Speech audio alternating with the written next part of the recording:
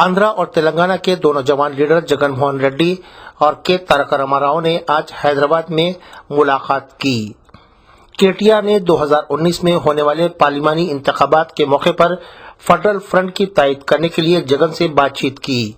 इस मौके पर दोनों जमातों से वाबस्ता दीगर लीडर्स भी मौजूद थे। वाज़ेह है कि चीफ मिनिस्टर तेलंगाना केसीआर ने बीजेपी और कांग्रेस मुक्त भारत का नारा देते हुए हिंदुस्तान भर के दीगर सियासी कायदीन को एक प्लेटफॉर्म पर लाने का बेड़ा उठाया है, जिसकी तायद मजलिसी सदर बैरिस्टर असदुद्दीन अवैसी ने भी की है। उसी के चलते आज दोनों लीडर्स के माबैन मुलाकात हुई और तबसरा हुआ।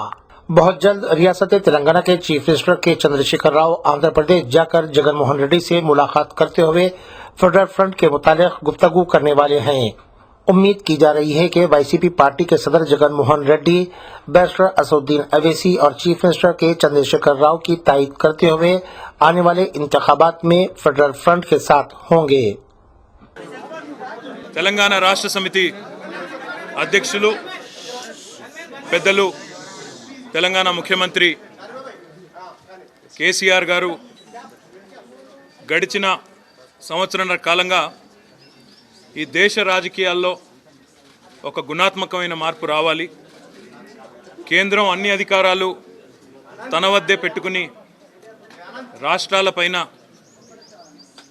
ఏదైతే నిర్లక్ష్య వైఖరి అవలంబిస్తూ ఉందో ఇది మారాలి అనే ఆలోచనతో ఒక సమాఖ్య స్ఫూర్తితో ఫెడరల్ స్పిరిట్తో జాతీయ స్థాయిలో ఒక ప్రత్యామ్నాయాన్ని ఏర్పాటు చేయాలని ఒక కార్యక్రమాన్ని ఒక ప్రయత్నాన్ని ఏదైతే ఆరంభించారో అందులో భాగంగానే వారు గతంలో స్వయంగా కోల్కతాకు వెళ్ళి మమతా బెనర్జీ గారిని, ఒరిస్సాకు వెళ్ళి బిజు జనతాదళ్ అధ్యక్షులు ఒరిస్సా ముఖ్యమంత్రి పట్నాయక్ గారిని, నవీన్ పట్నాయక్ గారిని, అదే రకంగా చెన్నైకి వెళ్ళి స్టాలిన్ గారిని, అదే రకంగా బెంగళూరుకు వెళ్ళి కుమారస్వామి గారిని, అజిత్ జోగి గారిని, ఇంకా చాలా పార్టీలతో ఆయా పార్టీల అధ్యక్షులతో వారు సంప్రదించడం జరిగింది. వారందరినీ కూడా తన ప్రయత్నానికి మద్దతు ఇవ్వాల్సిందిగా కోరడం జరిగింది.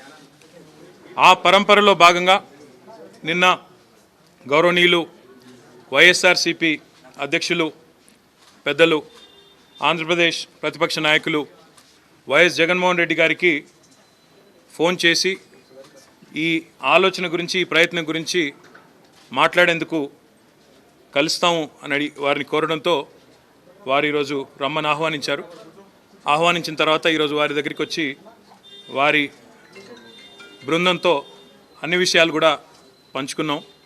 తప్పకుండా మాకు విశ్వాసం ఉంది, like minded forces who believe in strengthening regional parties and states, రాష్ట్ర ప్రజల ఆకాంక్షలకు దగ్గరగా ఉండే విధంగా జాతీయ రాజకీయాలు ఉండాలి, రాజకీయ వ్యవస్థ ఉండాలి అనే ఆలోచన ఉన్న ప్రతి ఒక్కరు కూడా కలిసి వస్తారనే విశ్వాసం మాకుంది. ఈరోజు చాలా విషయాలు కూడా వారితో పంచుకోవడం జరిగింది.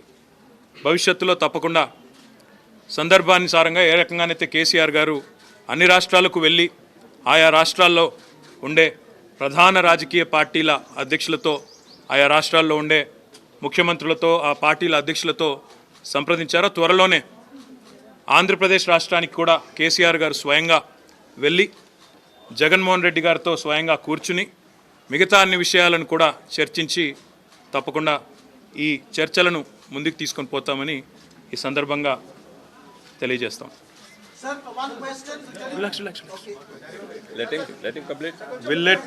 విల్ లెట్ జగన్మోహన్ రెడ్డి గారు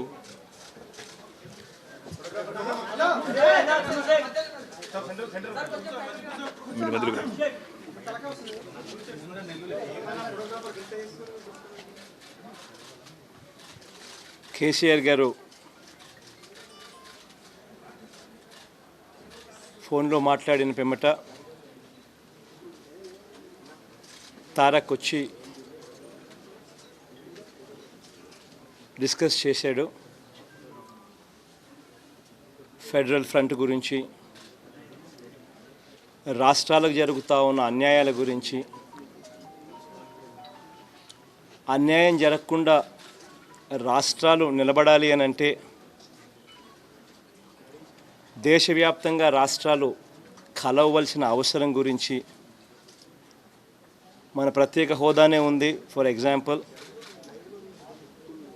పార్లమెంటునే సాక్షిగా చేస్తూ ఇచ్చిన హామీకే ఈరోజు దిక్కు దివానా లేని పరిస్థితిలో ఉన్న పరిస్థితులు, రాష్ట్రాలకు ఏ రకంగా అన్యాయాలు జరుగుతూ ఉన్న పరిస్థితులు కనిపిస్తూ ఉన్నాయి. వీటిని అధిగమించాలి అని అంటే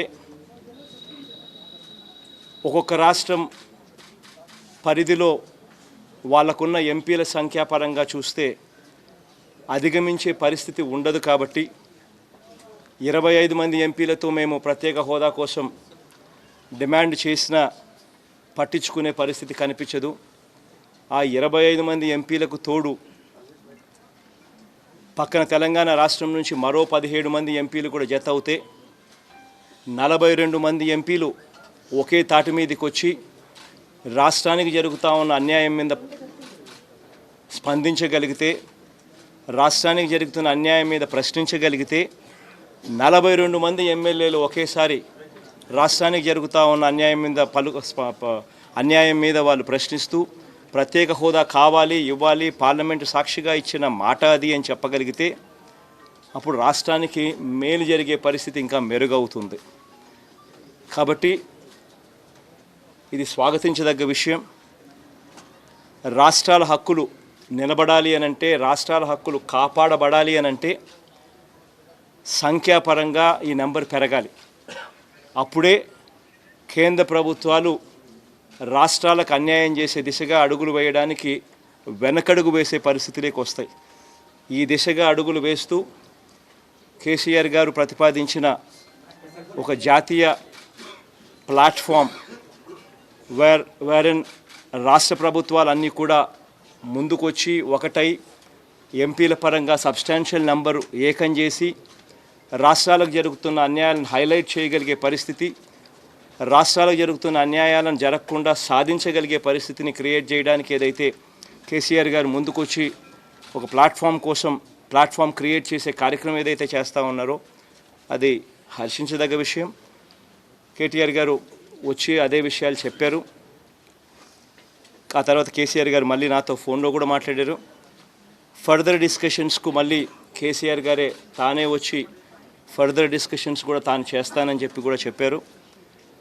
ఈ నేపథ్యంలో కేటీఆర్ గారు చెప్పిన అన్ని విషయాలను కూడా పార్టీలో ఉన్న మేమంతా కూడా ఇంకా సుదీర్ఘంగా కూడా డిస్కస్ చేసి దీన్ని రాబోయే రోజుల్లో ఇంకా ఎలా ముందుకు తీసుకొని పోవాలి అన్న విషయాల మీద ఇంకా 4 అడుగులు ముందుకేసే పరిస్థితి చేస్తాం.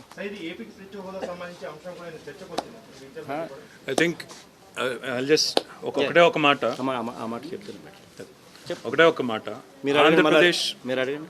ఆంధ్రప్రదేశ్ రాష్ట్రానికి ప్రత్యేక హోదాకు సంబంధించిన అంశం ఏదైతే ఉందో ఈ విషయంలో తెలంగాణ రాష్ట్ర సమితి ఇప్పటికే తన వైఖరిని మా పార్టీ అధ్యక్షులు రాష్ట్ర ముఖ్యమంత్రి కేసీఆర్ గారితో సహా రాజ్యసభలో మా పార్టీ ఫ్లోర్ లీడర్ కేశవరావు గారు, లోక్సభలో మా పార్లమెంట్ సభ్యురాలు కవిత గారు అందరం కూడా పలు వేదికల మీద చాలా స్పష్టంగా ఈ మాట చెప్పాము. ఆంధ్రప్రదేశ్ ప్రజలకు భారతదేశ ప్రధానమంత్రిగా ఆనాడు అప్పటి ప్రధానమంత్రి ఇచ్చిన మాటను నిలబెట్టాలని కూడా చెప్పాం.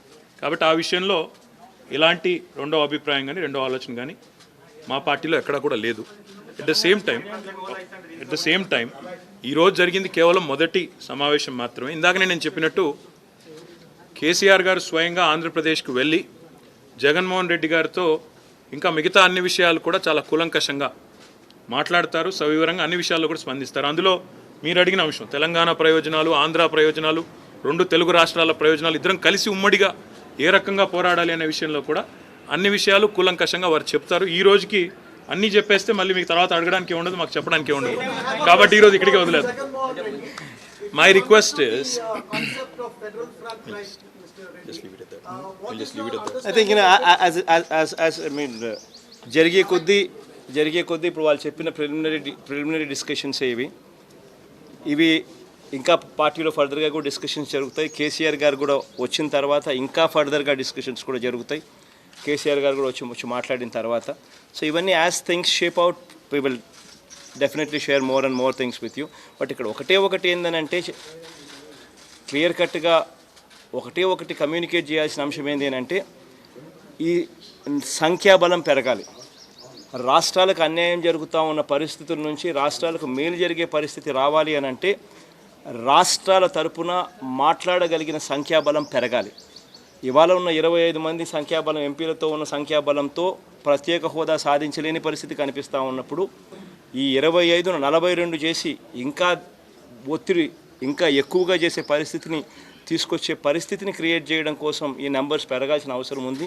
ఈ దిశగా ఖచ్చితంగా అడుగులు వేస్తూ this is something what should be appreciated and దీనికి సంబంధించినంత వరకు ఈ దిశగా అడుగులు వేసేదానికి అన్ని రకాలుగా స్వాగతిస్తాం.